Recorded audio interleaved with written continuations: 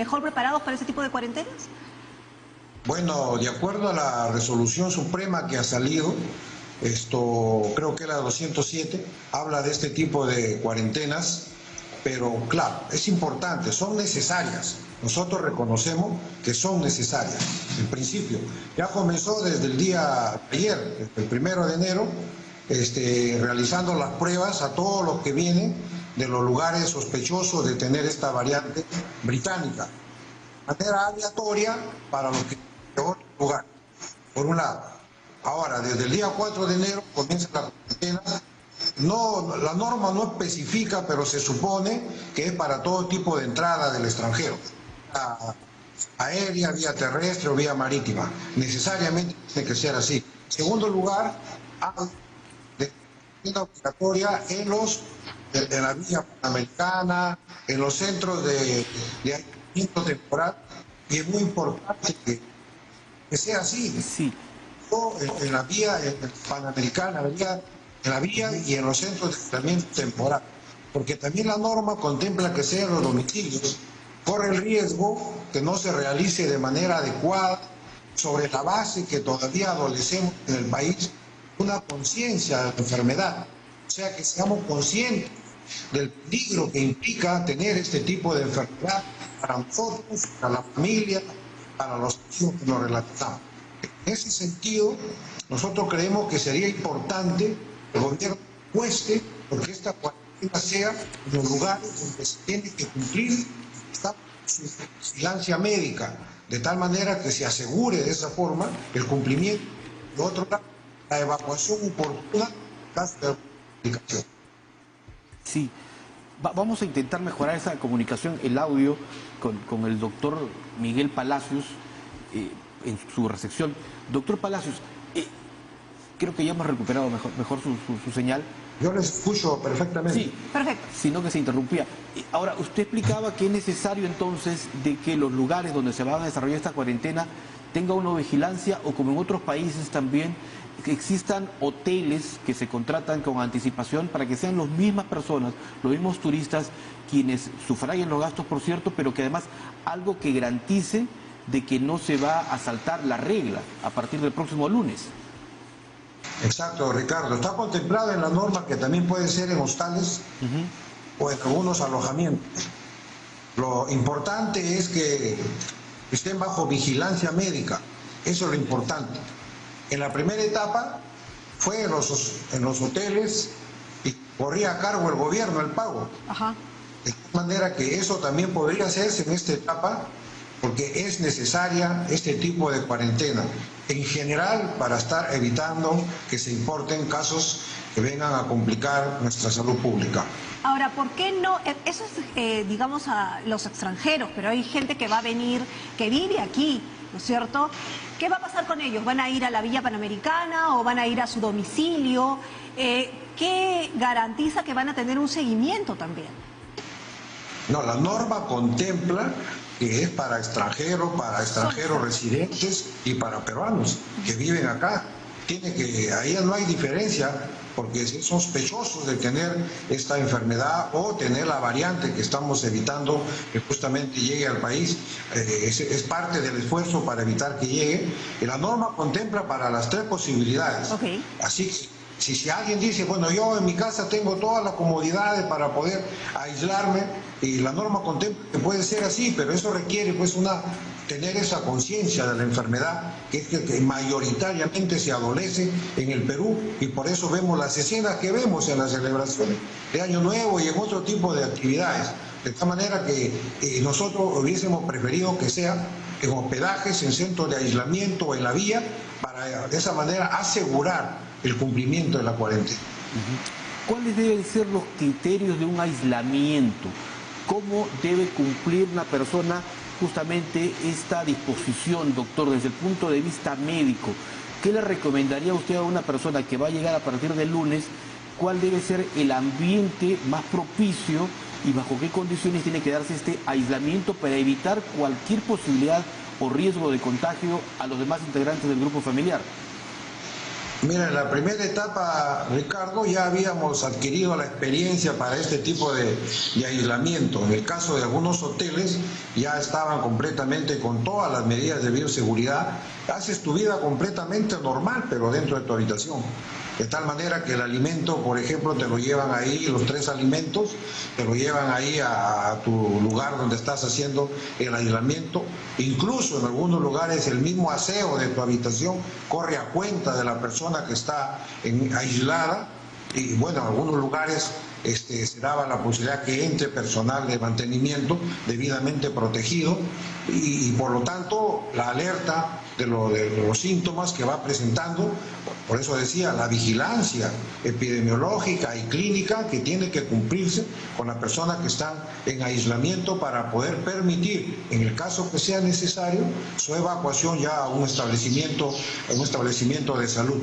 Y además va a permitir en este caso también la realización de las pruebas del virus, la mutación que estamos buscando, la variante británica, sobre todo la variante británica, de tal manera que se pueda hacer en algunos que ameriten esa prueba de secuenciación genómica para poder descubrir o detectar esta variante. Doctor Palacios, pero ¿qué garantiza que haya una debida fiscalización y un debido seguimiento a estas personas que van a estar en cuarentena? Porque una de las críticas, digamos, en la primera fase de este tipo de cuarentenas, al principio, era que los dejaban efectivamente las 2 semanas en cuarentena, pero que no iban a revisarlos, que no recibían la medicina que tenían que recibir. Claro, en ese momento no se sabía exactamente cuál es el tratamiento a seguirse, ahora supongo que hemos avanzado. ¿Cuál va a ser la diferencia o va a ser todo igual? No, por eso decíamos ya, se supone que hemos aprendido del pasado. Antes no había una experiencia previa, ahora con toda la cuarentena de la primera etapa, ahora ya se sabe qué hacer, cómo hacer realmente la cuarentena. El órgano rector, que es el Ministerio de Salud, tiene su equipo de vigilancia epidemiológica que lo puede hacer por videollamada, por llamadas telefónicas o algunas visitas presenciales, según sea el caso de cada persona. Pero sería un error, obviamente, también solamente aislarlo en la habitación y abandonarlo a su suerte. Cuando fuese así, esa medida de aislamiento per se ya está cumpliendo el objetivo de impedir, en el caso que tenga el virus, lo contagie a la persona. Pero hay que lo rodea. personal, doctor. Es decir, la preocupación es, hay personal, porque una de las preocupaciones es esa, que se está resguardando al poco personal que queda, porque obviamente está desgastado, algunos ya se han contagiado. Es decir, ¿hay personal para eso? Bueno, hasta como hemos escuchado y leído la resolución 928 del MINSA, en agosto, en septiembre, se cometió el error de comenzar a rescindir el contrato al personal sanitario en la creencia, en la visión parcial, que como había bajado todos los indicadores, este tema de la pandemia ya había pasado en el Perú.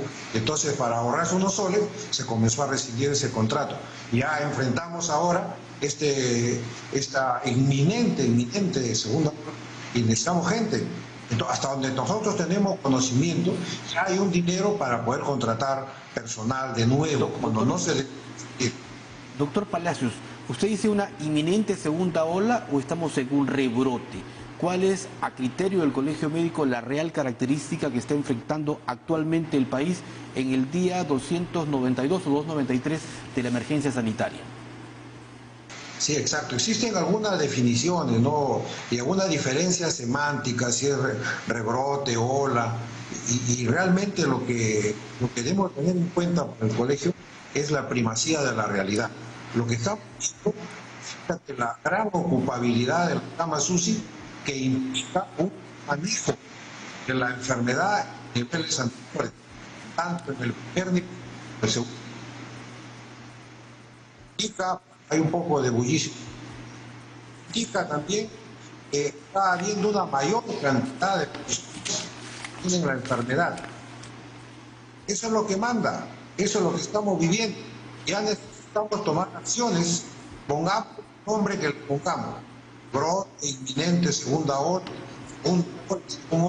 Pero para ustedes, ¿qué es? ¿Para ustedes qué es? O sea, todavía no reúne las condiciones para poder definirlo como una segunda ola, tal como lo estamos viviendo o viendo en otro país de Europa, por ejemplo, países vecinos, de tal manera que no tenemos la cantidad de casos, la cantidad de fallecidos que viven en otros países que están ya en una segunda y a una tercera ola incluso. De tal manera que, si bien es cierto, los indicadores insidiosamente están subiendo, en otro día bajan. Esa inestabilidad de la curva epidémica es lo que habla de la inminencia de la segunda ola. Y hay que verlo así, y más bien aprovechar esta pausa, este silencio epidemiológico que cada día se hace ya más evidente. Hay que aprovecharlo para poder tomar acciones, para poder tomar medidas sin temer que algunas medidas puedan causar impopularidad.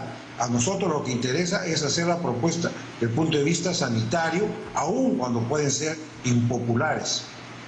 Ahora, pero usted mismo ha nombrado la nueva cepa que vendría de Inglaterra, pero ya está cerca, ya ha estado saltando por distintos países, me parece que en Chile también ya se ha encontrado. Eso implica que inminentemente estaría por llegar, es un decir, ¿no? Ya está cerca.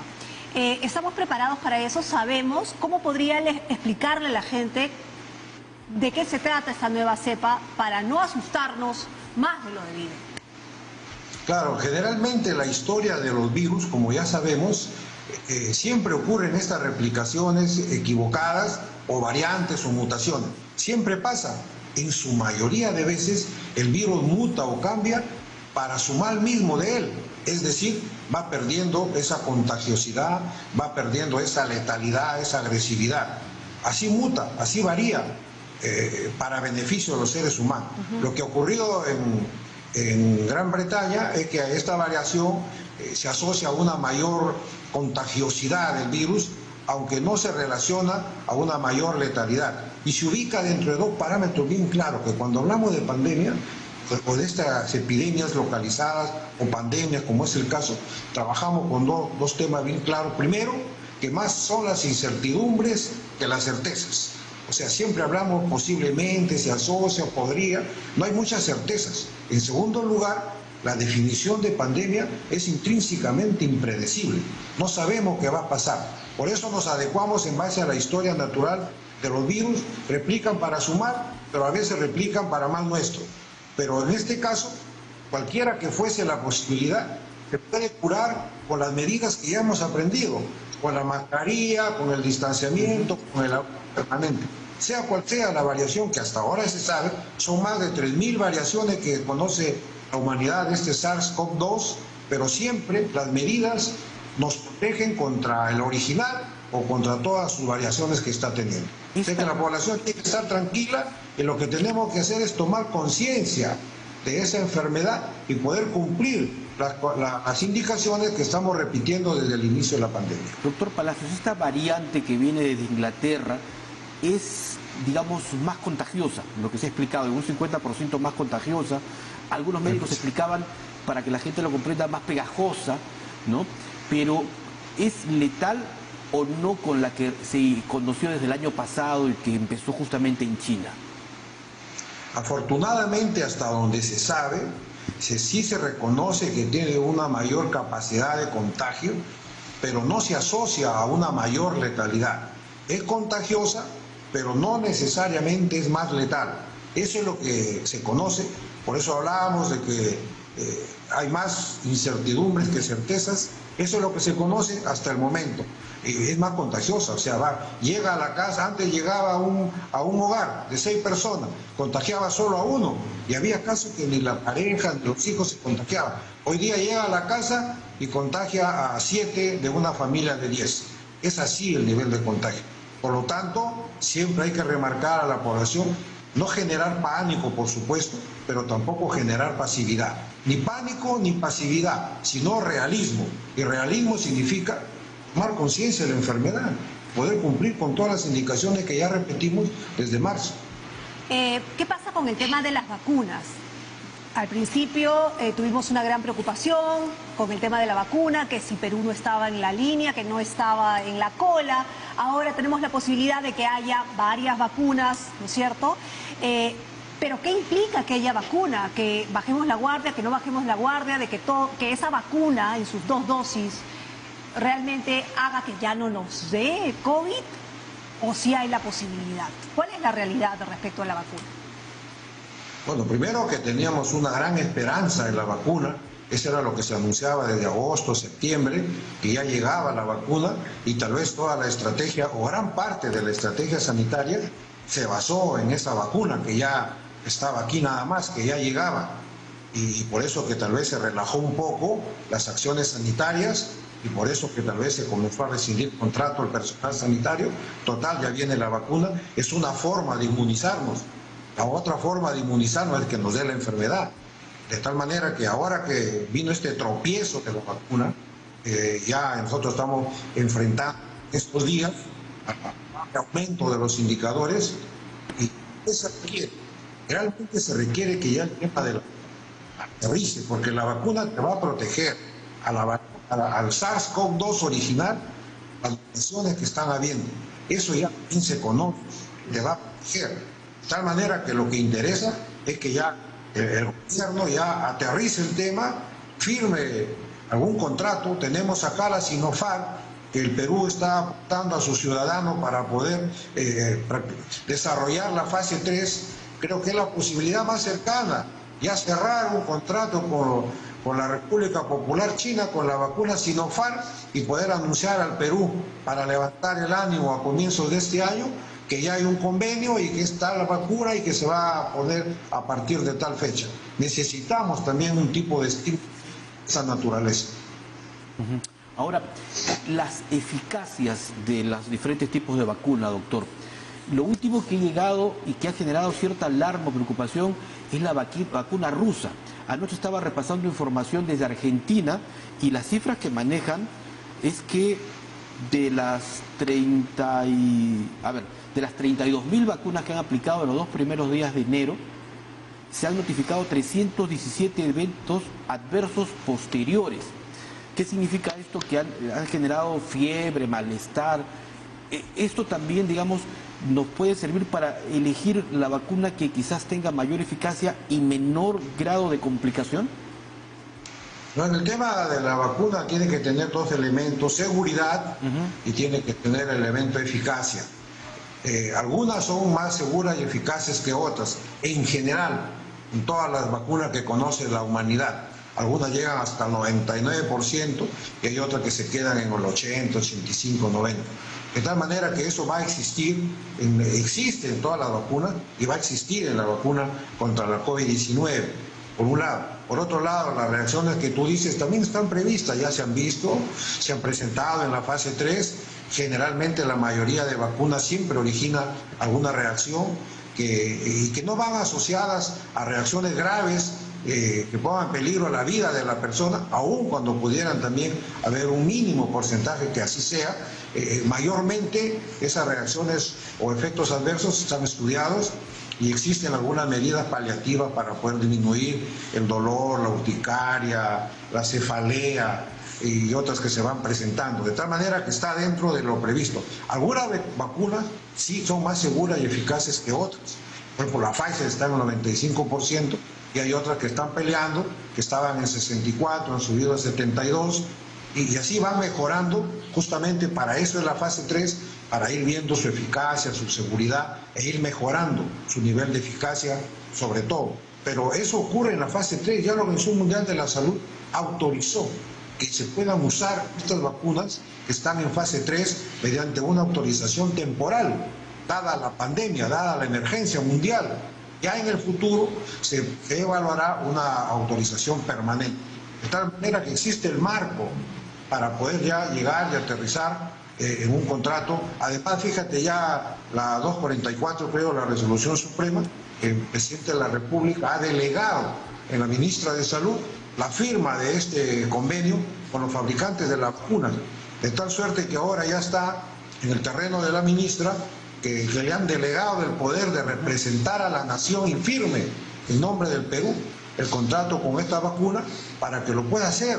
Lo que necesitamos es ya aterrizar con algún tipo de contrato y ofrecerle al Perú a inicio del 2021 una vacuna ya contra el COVID. Ahora, pero ese permiso temporal del que usted está hablando y tantas idas y venidas y los efectos adversos de los que menciona Ricardo, hacen que las fake news y hacen que aquellos que no están de acuerdo con la vacuna y todos estos medios, digamos, estas campañas en contra de la vacuna, hacen o crean la duda en muchas personas que simplemente dicen, no, yo no me voy a vacunar, porque más allá de que tengan un chip o no un chip, sino que no confían en la vacuna. Sí, exacto. Siempre, en general, en la historia de la vacuna siempre han habido personas o movimientos que se oponen a las vacunas en general. Justamente una de las razones es estos efectos adversos o algunas reacciones graves que se presentan. Esa es parte de la historia en el tema de la vacuna. La vacuna es un enorme avance de la humanidad, es un instrumento de salud pública que permite salvar millones de vidas, como así lo acredita la historia misma de la humanidad. Enfermedades erradicadas completamente de la faz de la tierra, como la viruela, que es una enfermedad viral, y entonces representa un enorme aporte para la salud pública en el mundo. Lo que tiene que hacer el gobierno como Estado, como institución, una política permanente de comunicación y de educación para poder sensibilizar a las personas de la importancia. Y además fíjate que no es obligatoria, ya está contenida en la norma que es una voluntaria, de tal manera que si el que no quiere, por X razones no quiere vacunar, no se vacune. El tema está que ya la mayoría de la población necesita esta vacuna para protegerse contra una enfermedad que va a hacer nuevamente colapsar el sistema de salud, porque se ha aprendido muy poco de la primera etapa en cuanto al sistema de salud. Los avances han sido muy frágiles, de tal manera que casi estamos en el sistema de salud como en marzo del 2020. Ok, muchísimas gracias. Perfecto, muchísimas gracias, doctor Miguel Palacios, decano del Colegio Gracias Médico. a usted. Muy gentil por habernos estado